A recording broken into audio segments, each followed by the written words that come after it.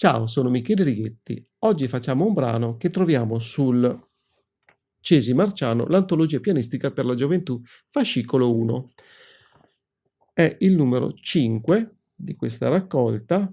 C'è scritto Antonio Diabelli, Allegretto. In realtà l'autore si chiama Anton Diabelli perché è austriaco e i genitori di Diabelli, anche se di origine italiana, hanno chiamato il figlio Anton e non Antonio. Non capisco perché sulle nostre antologie pianistiche si sia scritto Antonio, ma chissà. Comunque, questo allegretto è in tonalità di Do maggiore. Tecnicamente non c'è nulla di particolare da rilevare.